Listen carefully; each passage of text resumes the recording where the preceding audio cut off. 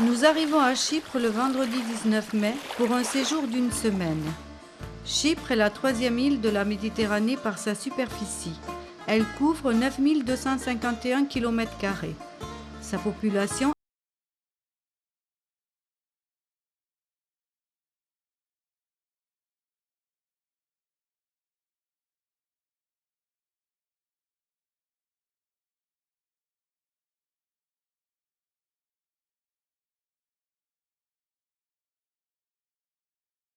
La République de Chypre s'étend de droit sur la totalité de l'île, peuplée en majorité par des habitants de culture grecque. Au nord, la zone est occupée militairement par la Turquie, peuplée en majorité par des Turcs de Turquie, État reconnu uniquement par la Turquie. Chypre a été peuplée dès 5000 avant Jésus-Christ. Elle a connu des périodes de tumulte en tombant sous plusieurs dominations, dont celle des Assyriens, des Égyptiens, des Romains, de l'Islam, des Croisés, des Byzantins, des Vénitiens et des Ottomans, constituant ainsi un véritable mélange d'influences, largement dominé par l'hellénisme depuis 2000 avant Jésus-Christ. Samedi 20 mai, une première promenade aux alentours de l'hôtel nous conduit dans un quartier résidentiel où les fleurs aux couleurs vives, hibiscus, bougainvilliers et autres essences méditerranéennes, nous mettent dans l'ambiance florale de l'île.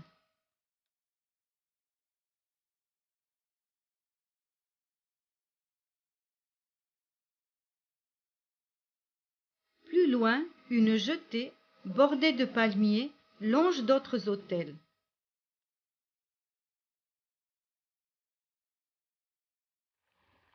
La plage, faite de sable gris volcanique, est très étendue.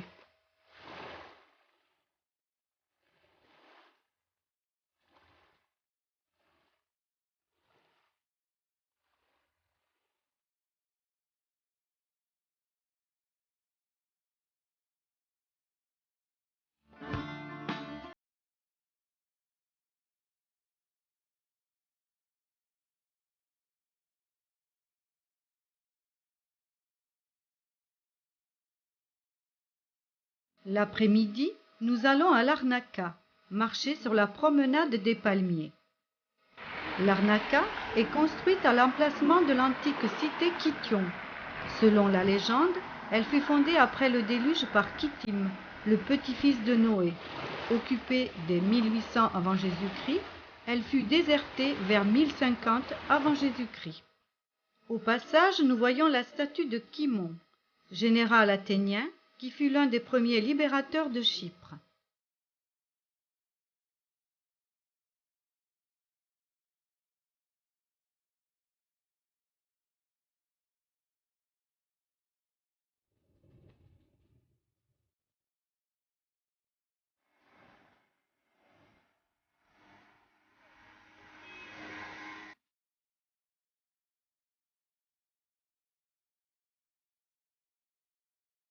L'église orthodoxe Saint-Lazare date de 900 après Jésus-Christ.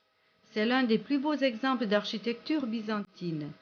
Au sous-sol de l'église se trouve le tombeau de Saint-Lazare, le saint patron de Larnaca. Il a vécu et est mort sur l'île. Il fut consacré évêque de Kition par saint Barnabé et saint Marc.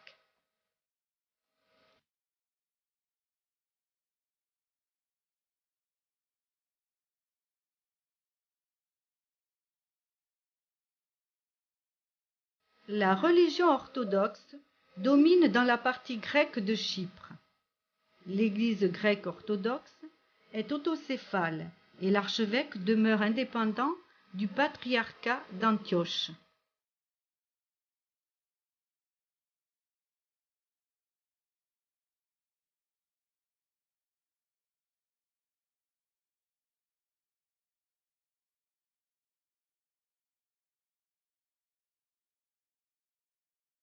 Notre journée s'achève à la marina de Larnaca.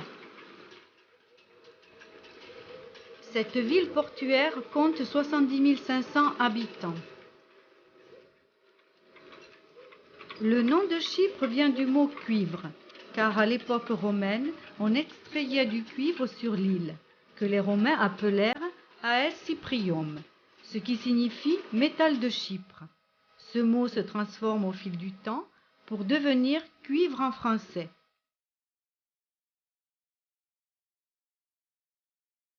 Nous sommes de retour à l'hôtel. Dans un champ proche, des bottes de foin attendent. Chypre est un pays sec et aride, où le manque d'eau est un problème important. Pas de réserve naturelle et pluie irrégulière. Les habitants stockent de l'eau dans des citernes au-dessus des maisons. Des installations de désalinisation sont utilisées depuis 2000.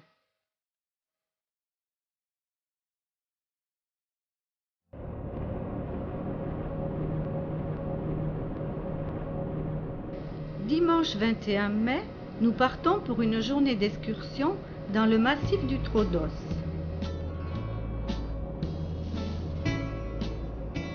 Au sud-ouest de l'île se trouve le massif du Troodos, couvert de pins, de chênes nains, de cyprès et de cèdres, qui culmine au mont Olympe à 1952 mètres au-dessus du niveau de la mer.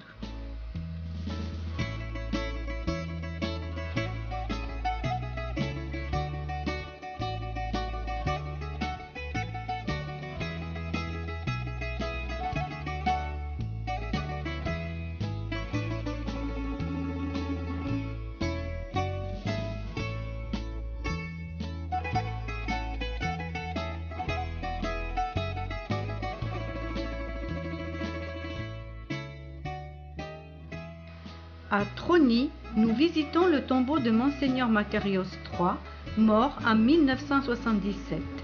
Archevêque de la communauté grecque de Chypre, partisan de l'union avec la Grèce, champion de l'indépendance de l'île. Il fut président de la République de Chypre. À côté du tombeau se trouve une petite chapelle contemporaine dédiée à la Vierge, que l'on invoque dans les périodes de sécheresse. Pèlerinage les 6 et 7 septembre pour demander un hiver pluvieux. Des mouchoirs sont accrochés aux arbres pour faire des vœux.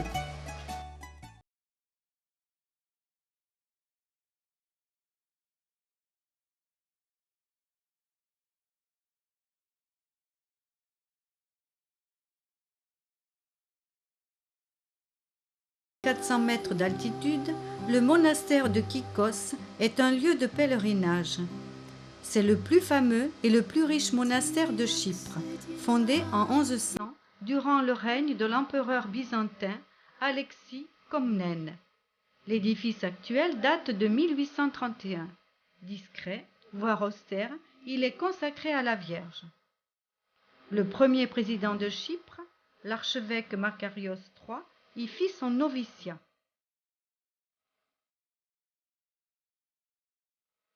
Dans le monastère, l'espace s'organise autour de 2 cours.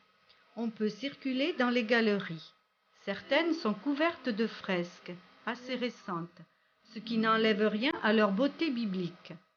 On peut admirer de belles mosaïques, anciennes, mais aussi de très modernes, inscrites dans la tradition iconographique orthodoxe.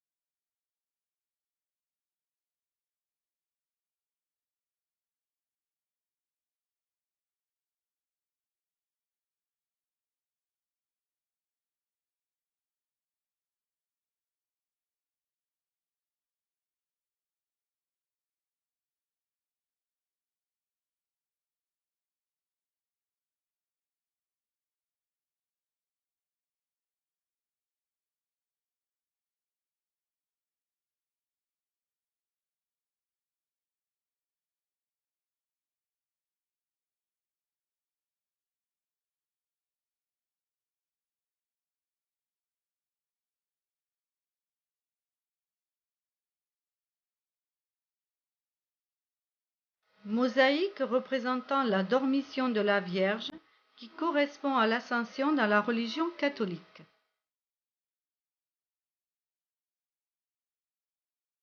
Les photos et vidéos sont interdites dans presque toutes les églises de Chypre. Pourtant, l'intérieur de celle de Kikos est étonnant. Son plan forme un L. Le chevet comporte une immense iconostase. La décoration de l'église est d'une très grande richesse. Elle possède une des 3 icônes attribuées à Saint Luc. L'icône, placée sur l'iconostase, est recouverte d'une plaque d'argent et enfermée dans un reliquaire en écaille et en nacre.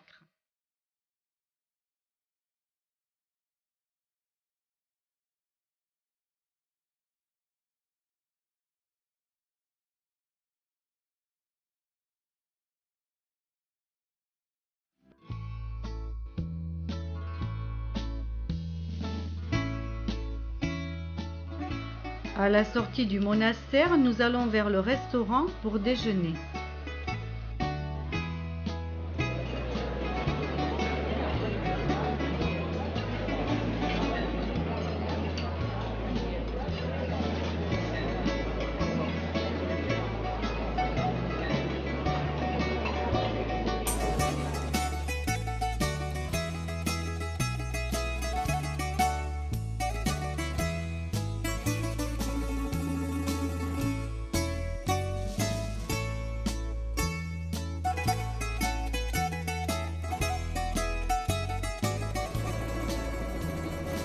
Nous quittons Kikos et descendons vers le village de Homodos.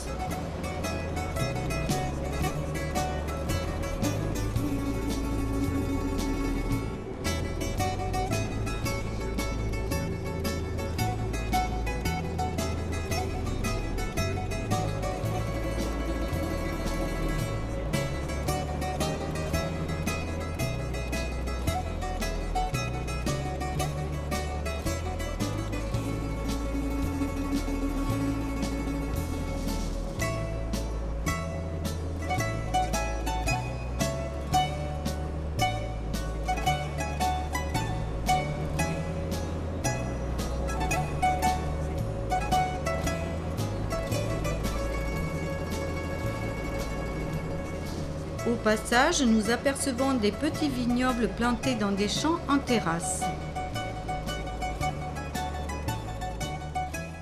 Homodos est un village vinicole situé au pied des montagnes du Troodos. C'est l'un des rares villages de Chypre à avoir une place ouverte, entourée de boutiques et de tavernes attrayantes.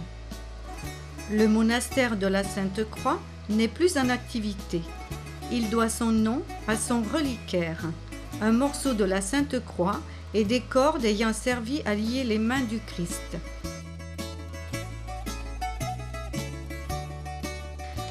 Dans les petites ruelles, les magasins vendent des dentelles faites à la main.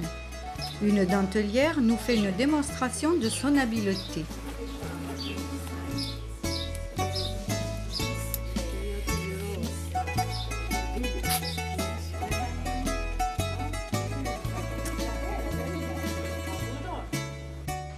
Nous visitons l'ancien pressoir communal du village.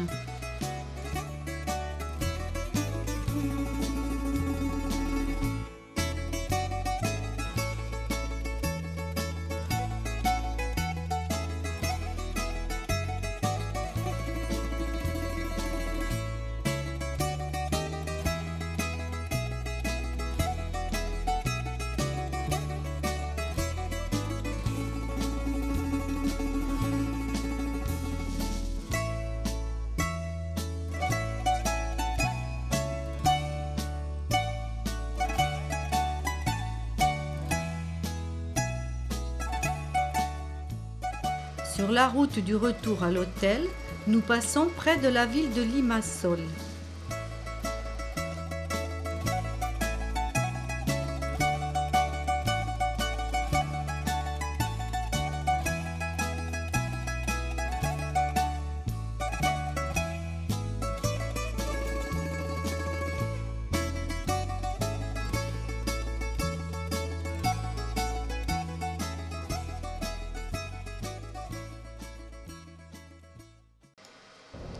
Lundi 21 mai, Nous partons pour une journée d'excursion autour de Paphos.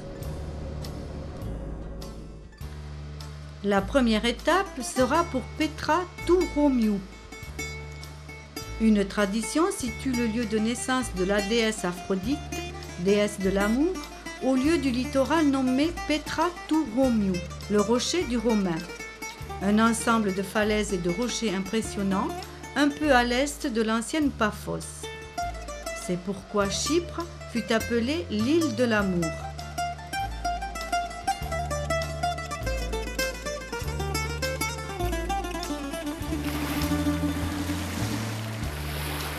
Selon la légende, Aphrodite, aussi appelée Vénus, est née de l'écume de la mer. Elle aurait été amenée par le vent d'ouest, le zéphyr, sur les rivages de Chypre.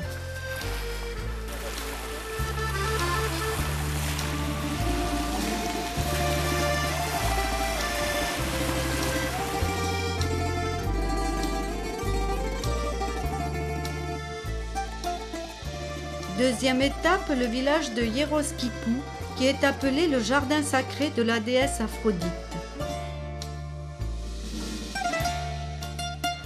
Nous visitons l'église Aya Paraskevi, située près d'une fontaine traditionnelle et ornée de jacarandas en fleurs. Cette église avec 5 coupoles formant une croix date du IXe siècle et contient des peintures murales de la résurrection de Saint-Lazare et de la Seine. Les plus belles peintures murales datent du XVe siècle. C'est l'une des premières basiliques à voûte, considérée comme une pièce rare de l'architecture byzantine à Chypre.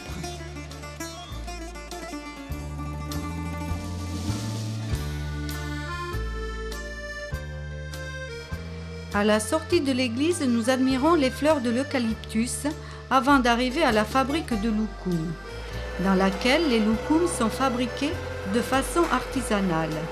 Ces spécialités turques, très sucrées, sont parfumées avec des arômes de fruits et garnies de morceaux de fruits secs.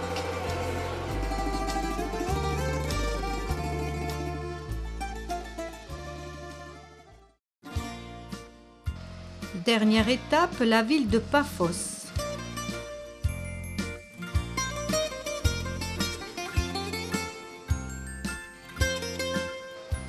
Au passage, nous voyons une sculpture colossale de Makarios III. La ville basse de Paphos est classée au patrimoine mondial de l'UNESCO. Elle fut pendant plusieurs siècles de l'Antiquité la capitale de Chypre. Dans un joli site arboré et fleuri, au-dessus de la mer, se trouvent les tombeaux des rois, nécropole hellénistique datant du IVe siècle avant Jésus-Christ.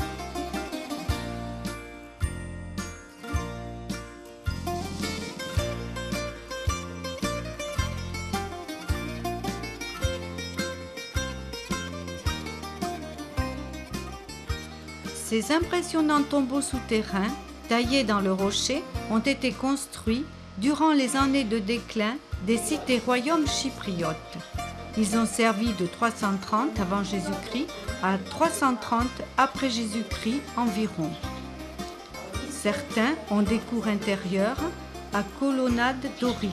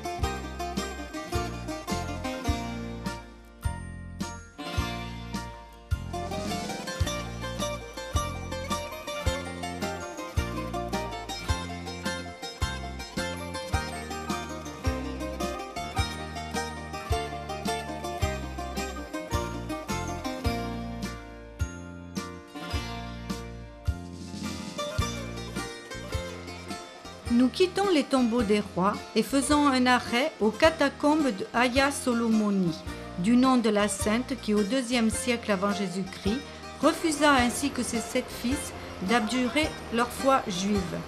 Ces 7 fils, appelés les 7 Maccabées, furent mis à mort devant leur mère qui se combat à son tour. À l'intérieur, une grotte mène aux chambres mortuaires et à une chapelle remarquable par ses fresques. À côté de l'église de la Panagia, on voit la colonne de Saint-Paul, là où il aurait été attaché et flagellé avant que le gouverneur romain Sergius Paulus ne se convertisse au christianisme. Nous arrivons sur le port de Paphos. Les ruines d'une colonie romaine ont été mises au jour lors de fouilles en 1962. Parmi les trésors découverts, plusieurs villas comprenant de remarquables mosaïques du IIIe siècle après Jésus-Christ, parfaitement préservées malgré les 16 siècles passés sous terre. Elles représentent des scènes de la mythologie et de la chasse.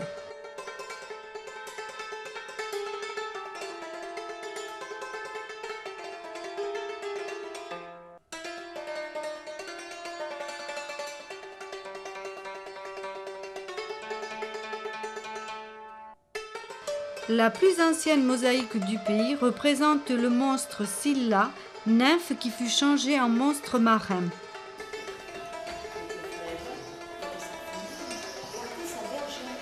La maison de Dionysos a été ainsi appelée parce que plusieurs mosaïques sont consacrées au dieu du vin.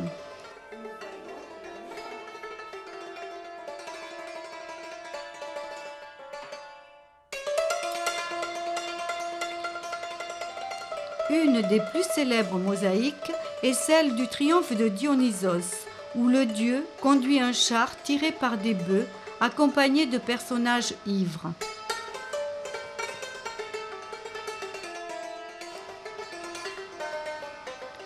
D'après la légende, Icarios, le premier à fabriquer le vin à Chypre, tenait son savoir de Dionysos qu'il reçut chez lui et qui le récompensa en lui livrant les secrets de la culture de la vigne et de la vinification, tout en lui faisant promettre de ne jamais révéler son secret et de garder pour lui le vin qu'il produirait. Mais Icarios fit goûter le vin à 2 paysans qui s'enivrèrent et pensèrent avoir été empoisonnés. Ils tuèrent Icarios, vengeant ainsi les dieux.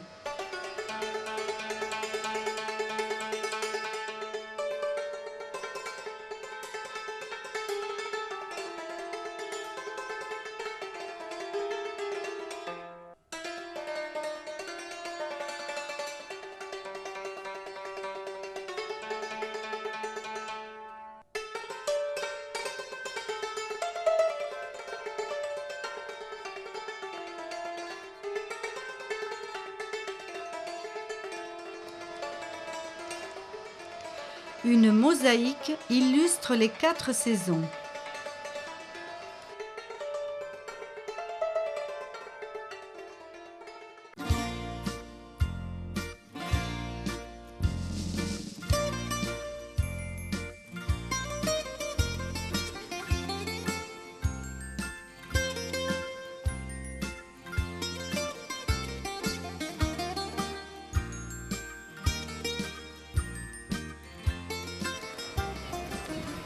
Le port de Paphos abrite un fort construit par les Lusignan.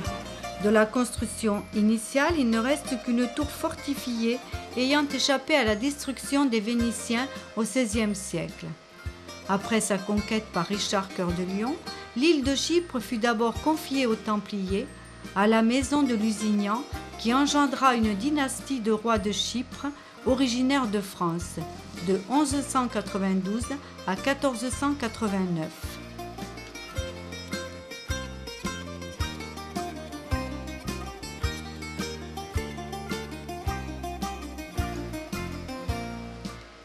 Faisant suite au port, la jetée de Paphos en demi-cercle invite à la promenade.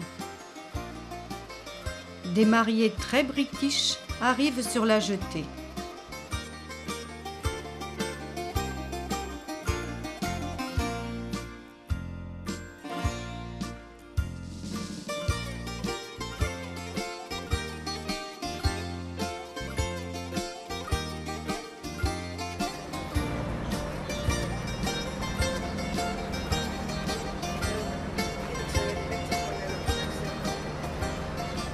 nous quittons Paphos à regret pour rentrer à l'hôtel.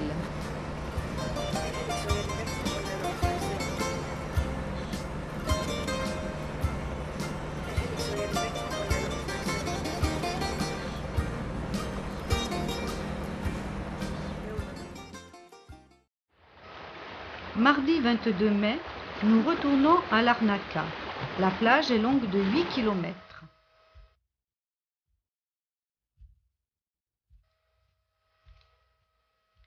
Le fort de Larnaca domine le front de mer. Il est situé au bout de la promenade des Palmiers. Il a remplacé un ancien château construit par les Francs durant la présence des Lusignans. Il a subi plusieurs reconstructions. Les dernières datent de l'époque ottomane. Il a servi de prison sous la domination anglaise. Le fort abrite maintenant le musée médiéval de Larnaca.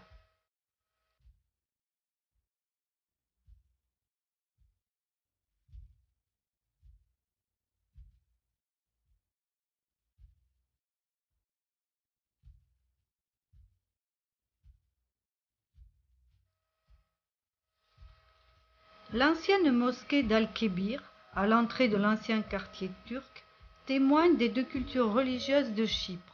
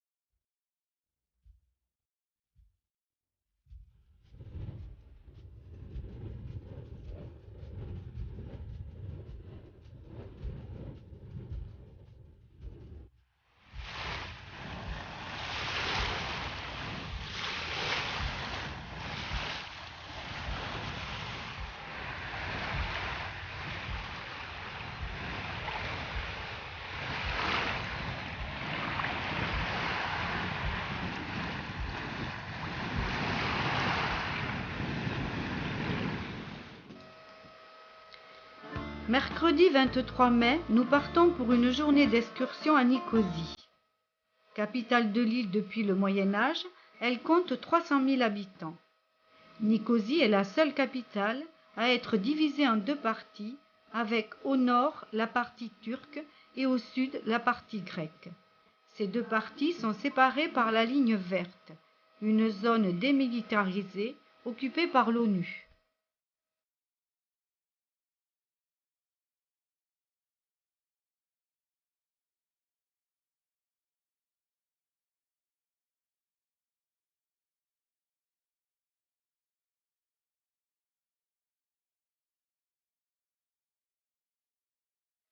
Nous passons devant le théâtre municipal avant d'arriver au musée archéologique qui regroupe des objets d'art allant de l'époque néolithique au début de la période byzantine.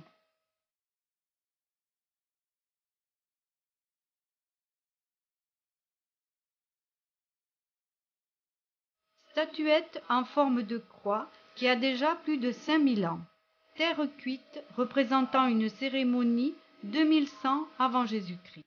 Armée de guerriers en terre cuite, dont la taille varie entre 10 cm et 1,50 m, disposés en amphithéâtre. Statuette en bronze du dieu Cornu, XIIe siècle avant Jésus-Christ. Aphrodite de Soloï, en marbre. Tête de Grecs et Romains, en marbre. Statue de Septime Sévère, en bronze, de plus de 2 mètres de haut. C'est sur les remparts vénitiens qui entourent la vieille ville qu'est située la mairie de Nicosie.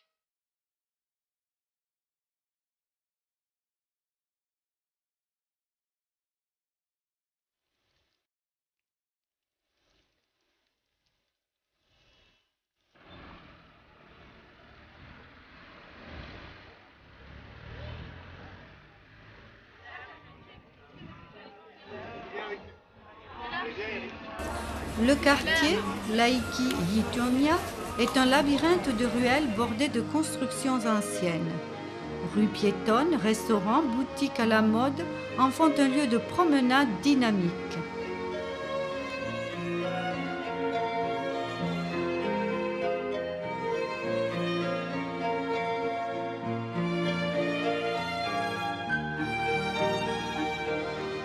La frontière qui sépare la ville en deux parties existe depuis que l'armée turque a envahi le nord de l'île en 1974. On peut monter sur le poste d'observation de l'ONU pour voir la zone tampon.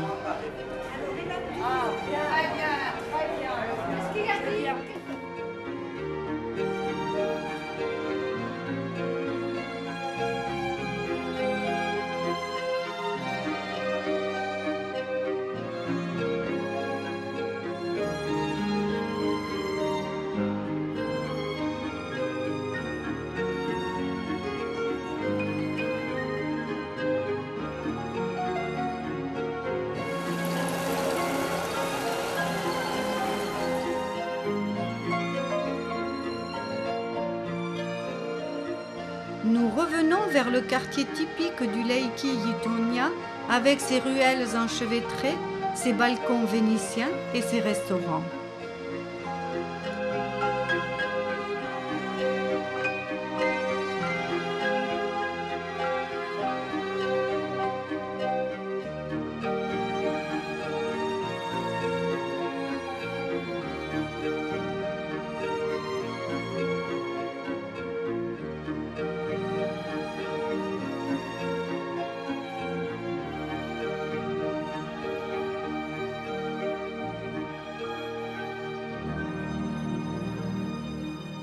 Dans un restaurant typique, nous prenons un repas de mezzé de viande.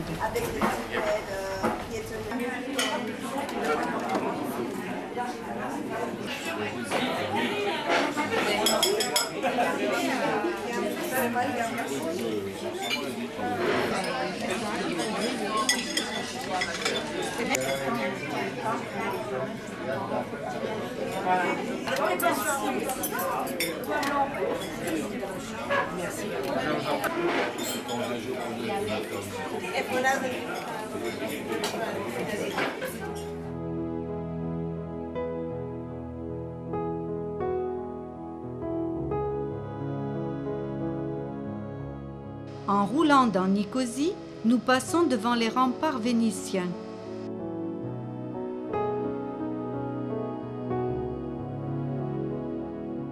Nous allons visiter le musée byzantin situé dans le palais de l'archevêque.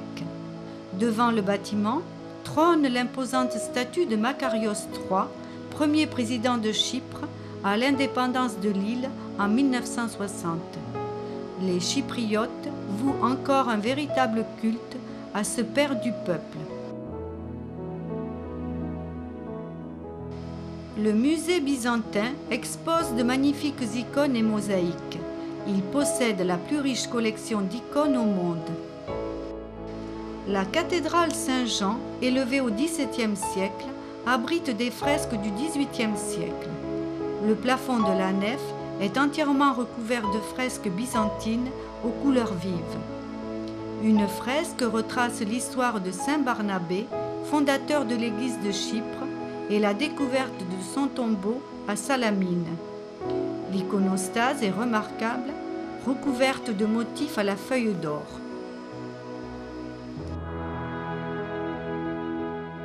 Nous passons près des vestiges d'un aqueduc romain. Le monument de la liberté se compose d'un statuaire contemporain de bronze, aux figures expressives représentant des prisonniers libérés menés par un prêtre. Nous sommes sur le chemin de retour à l'hôtel.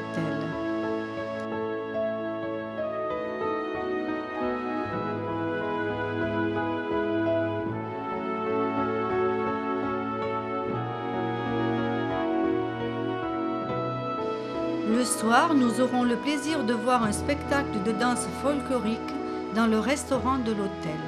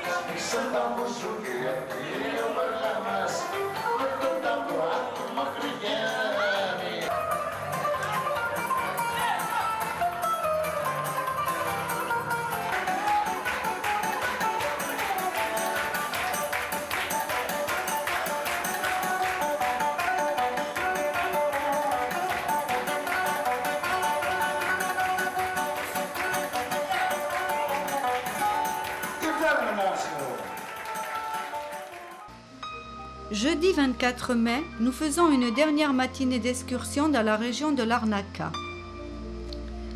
Première étape, le site néolithique de Koiro-Koitia, qui figure sur la liste du patrimoine culturel mondial de l'UNESCO depuis 1998.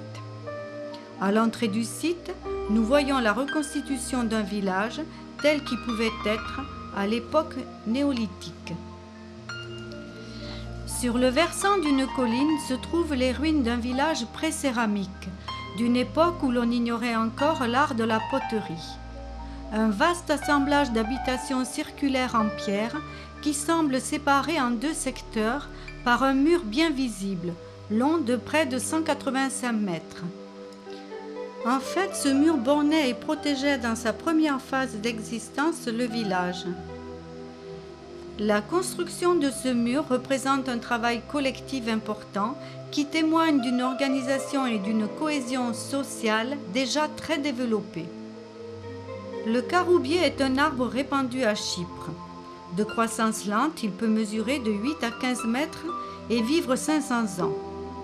Ses feuilles sont persistantes. Un arbre peut fournir entre 300 et 800 kg de fruits par an. Les fruits, appelés caroubes, sont des gousses. À l'intérieur des gousses, les graines dures sont régulières. Aussi, elles ont longtemps servi comme unité de poids. Le carat qui pèse 200 mg.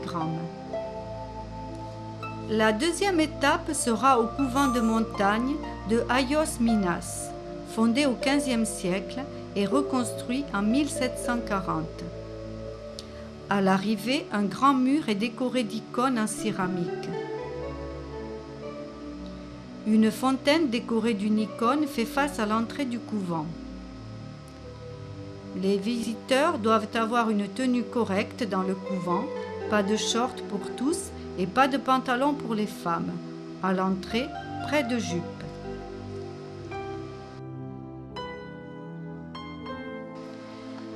Les religieuses se consacrent à l'apiculture, la peinture d'icônes et vendent des produits artisanaux, eau de rose, capre, confiture, miel.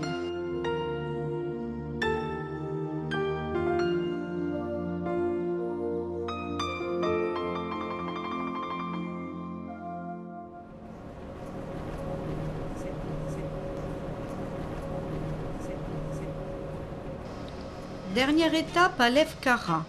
C'est l'un des villages les plus pittoresques de Chypre, renommé pour ses dentelles ainsi que pour son orfèvrerie.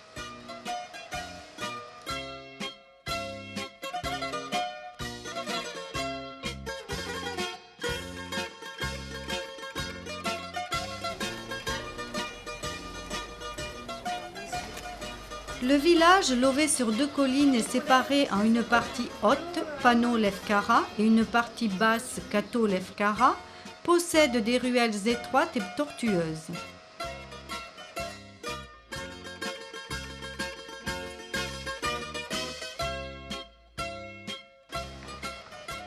Les dentelles, appelées Lefkaritika, sont brodées à la main depuis des siècles. Très belles, elles sont exposées dans les magasins du village.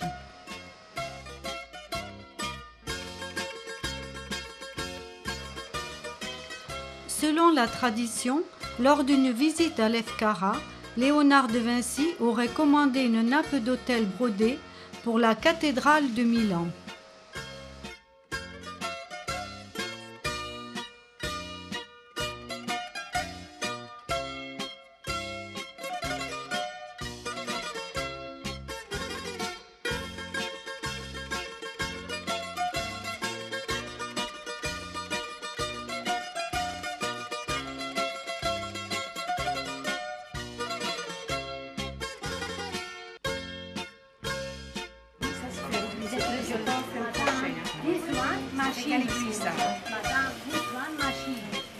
Ah oui,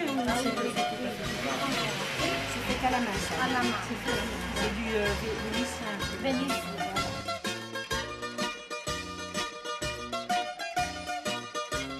Ah oui, mais ça, j'ai ça, mais c'est pas très petit.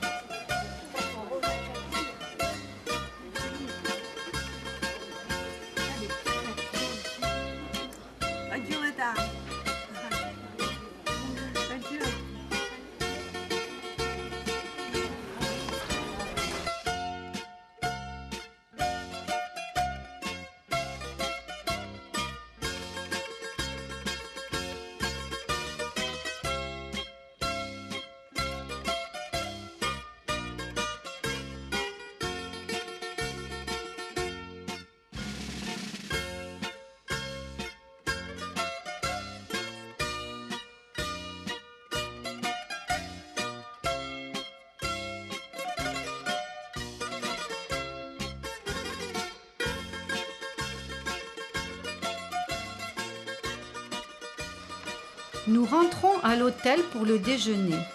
Nous voyons des fermes d'élevage en stabulation. Les animaux ne sortent pas de l'étable et sont nourris avec des farines et du foin.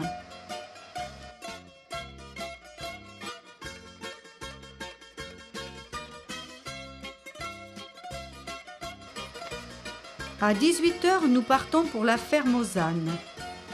À quelques kilomètres de la ferme, nous changeons de car et prenons un Bedford vert, genre taxi-brousse, sans confort, mais adapté au chemin de campagne.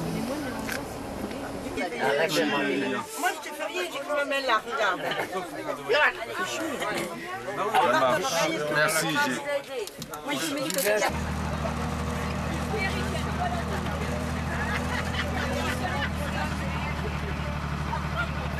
Les femmes, levez vos bras, c'est grand 8.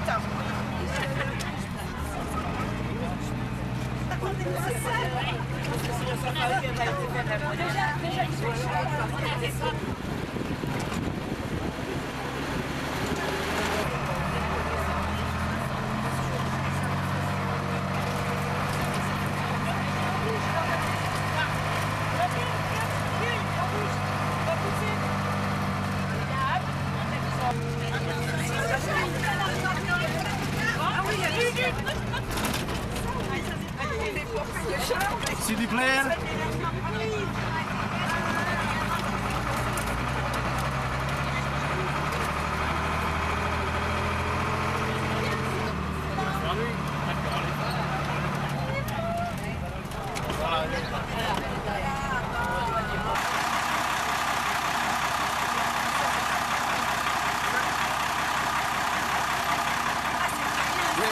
Ça, c'est Capron. Ça, c'est Capron.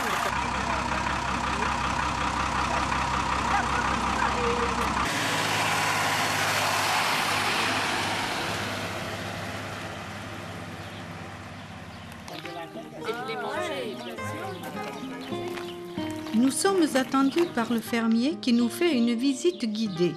Nous voyons d'abord le verger où sont plantés des orangers et des oliviers.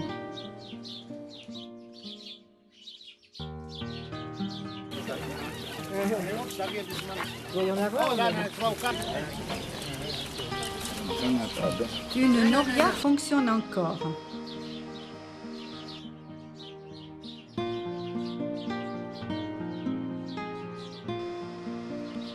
La visite se poursuit par la découverte des animaux, les chèvres, puis les ânes.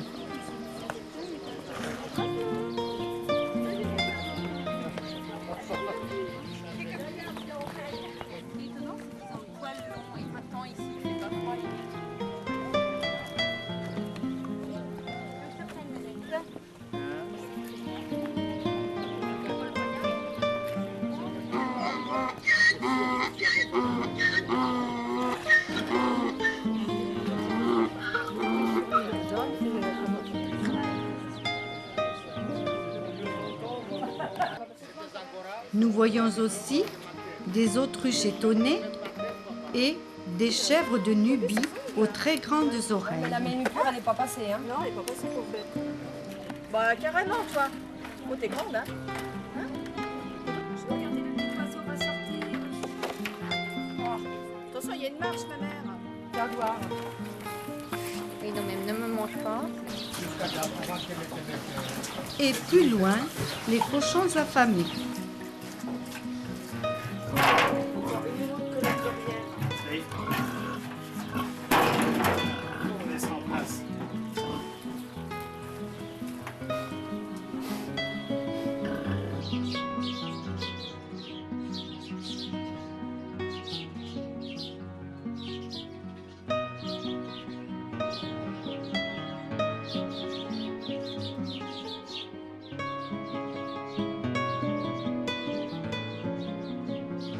Nous arrivons dans des bâtiments où sont rassemblés des outils d'autrefois, anciens pressoirs à huile et à vin et à l'envie.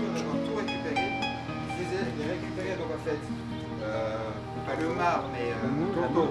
Voilà, exactement, merci, je cherchais le mou si vous voulez comme on dit sur le hasard. Et puis il le mettait là-dedans. Il le mettait là-dedans, il laissait s'empiler et il le récupérait. Si c'est ouvert qui a l'effet, l'eau va s'évaporer, ça va se carboniser. C'est de la saveur chez Une grande partie des Saucisses cuites dans le four et grillades feront partie du repas de 22 plats de mezzé.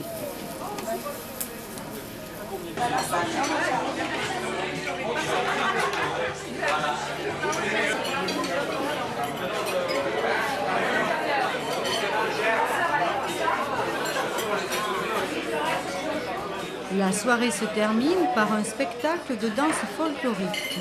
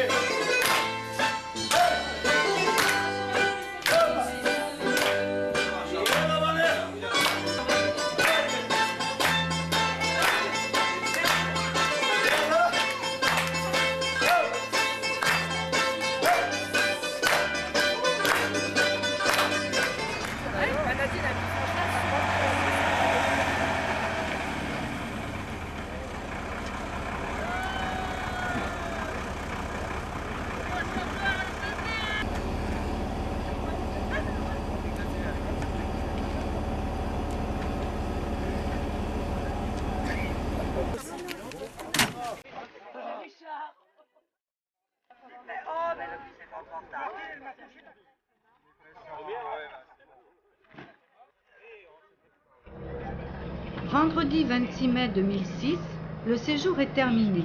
Nous partons à l'aéroport pour reprendre l'avion de la compagnie Cyprus Airways, dont l'emblème est le bouquetin.